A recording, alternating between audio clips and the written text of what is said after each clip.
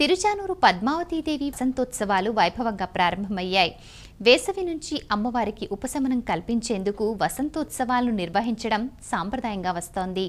ఉత్సవాల సందర్భంగా పద్మావతి అమ్మవారికి పంచామృతాలతో సుగంధ పరిమళ ద్రవ్యాలతో అభిషేకాలు నిర్వహించారు. ఉత్సవాలలో భాగంగా రేపు అమ్మవారికి స్వర్ణ రథోత్సవం జరగనుంది. వైశాఖ పూర్ణిమతో వసంతోత్సవాలు ముగుస్తాయి. టీటీడీ నూతన పాలక మండలి సమావేశం తిరుమలలో జరిగింది. కొత్త చైర్మన్ చదలవాడ కృష్ణమూర్తి అధ్యక్షతన జరిగిన సమావేశంలో ఈవో, జేఈఓతో పాటు నూతన సభ్యులు పాల్గొన్నారు. సమావేశంలో భాగంగా పలు నిర్ణయాలు తీసుకున్నారు. గోదావరి పుష్కరాలకు రాజమండ్రిలో 16 రోజుల పాటు శ్రీవారి నమూనా ఆలయాన్ని నిర్మించి భక్తులకు దర్శనం కల్పించాలని తీర్మానించారు.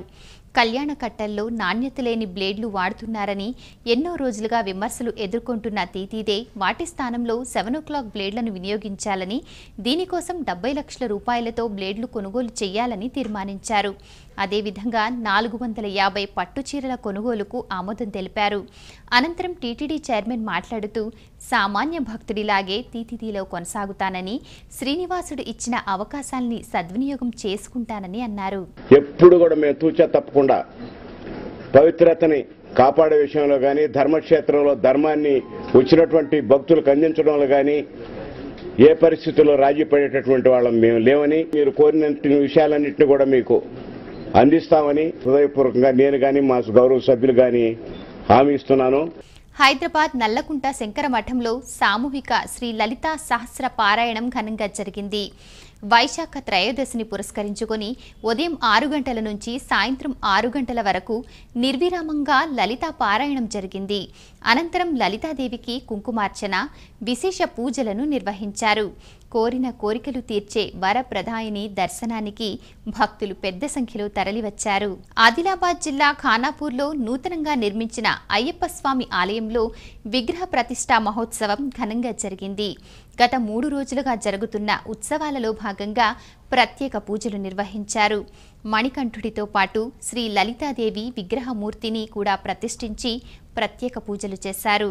స్వామి అయ్యప్ప, స్వామి అయ్యప్ప, నీవే గతి దేవా నన్ను బ్రోవగైకరావా. స్వామి అయ్యప్ప, స్వామి అయ్యప్ప, నీవే గతి దేవా నన్ను బ్రోవగైకరావా.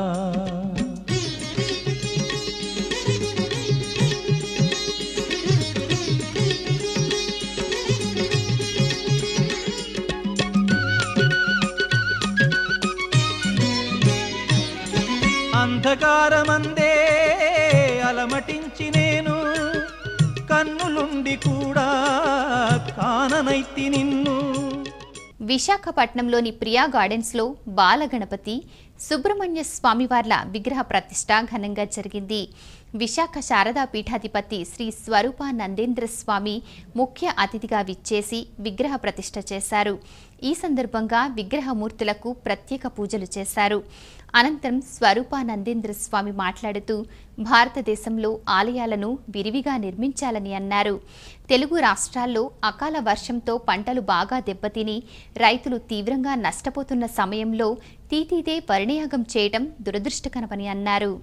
ఆషాఢ మాసం నుంచి వర్ష ఋతువు వస్తే, వర్ష ఋతువులో వర్షాలు పడకపోతే అప్పుడు వరుణయాగం చేయాలి, ఘటాభిషేకాలు చేయాలి శాస్త్రం చెబుతుంది. ఎండాకాలంలో వర్షాలు పడాలని ఎవరు కోరుకోరు, సామాన్య మానవుడి దగ్గర నుంచి. అది అకాల వర్షం, అది రైతులకు ప్రమాదం. హిందూ మతంలో వేదాలు ఏం చెబుతాయంటే, యజ్ఞయాగాది క్రతువులు ఏం చేసినా పచ్చని పంటలు పొలాలు బాగుండాలి, రైతులు బాగుండాలి. రైతుల వల్ల అన్ని కులాలు, అన్ని వర్గాలు, అన్ని జాతులు, పశుపక్షాదుల మధ్యలో అందరికీ రైతుల వల్లే ఆహార పానీయాదులు దొరుకుతాయి. కాబట్టి రైతుల సుఖం కోసం యజ్ఞాలు చెప్పాయి కాబట్టి. కానీ ఈ అకాల వర్షాలకు సంబంధించిన వరుణయాగం కరెక్ట్ కాదు. వర్షాకాలంలో వర్షాలు పడకపోతే వరుణయాగం చేయడం అనేది కరెక్ట్. అది చేయకపోవడం దారుణం. దానికి తోడుగా ముందుగా చేయడం అనేది డబ్బుల యొక్క దుర్వినియోగమే తప్ప అది సమాజానికి ఉపయోగపడేది కాదని మా ఉద్దేశం. విజయవాడ గోశాలలో మూగజీవాల మరణం వెనుక కుట్ర దాగుందా? గోశాల ఘోరం పథకం ప్రకారమే జరిగిందా? సీసీటీవీ ఫుటేజ్ చూస్తే నిజమేననిపిస్తుంది. కాలం చెల్లిన గోధుమ రవ్వ తినడంతో గోవులు చనిపోయాయని అందరూ అనుమానించిన సీసీటీవీ ఫుటేజ్తో కొత్త కోణం వెలుగు చూసింది. కావాలనే కుట్ర జరిగిందని ఆధారాలు స్పష్టం చేస్తున్నాయి. హైదరాబాద్కి పెళ్లి కల వచ్చేసింది. ఈరోజు రేపు వేల సంఖ్యలో పెళ్లి బాజాలు మోగుతున్నాయి. 9,000 జంటలు ఒకటి కాబోతున్నాయి. ఇందుకోసం ఫంక్షన్ హాల్స్, కళ్యాణ మండపాలు అందంగా ముస్తాబయ్యాయి. పిడికిట తలంబ్రాల పెండ్లి కూతురు, కొంత పెడమరలి నవ్వినే పెండ్లి కూతురు.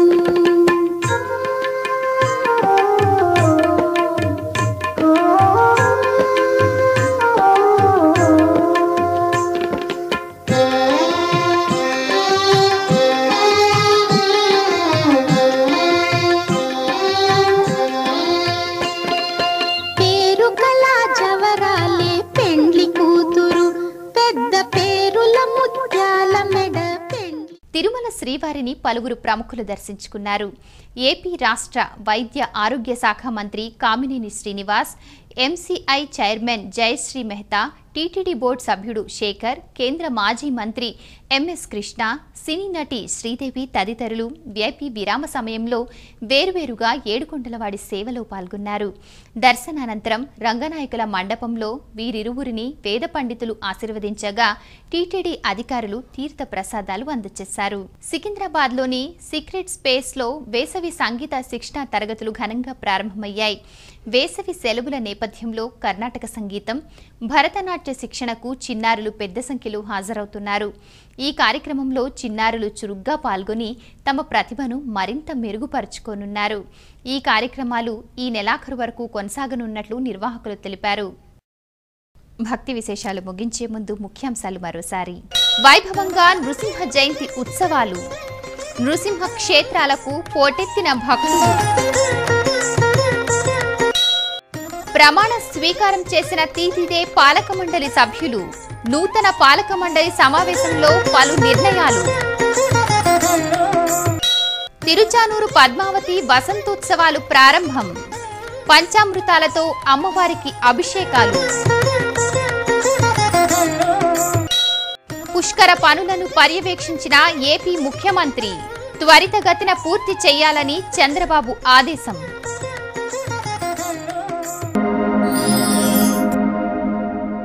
ఇవి ఈనాటి భక్తి విశేషాలు. తదుపరి ఆధ్యాత్మిక వార్తావాహిని భక్తి విశేషాలలో మళ్ళీ కలుద్దాం. అంతవరకు సెలవు. నమస్కారం.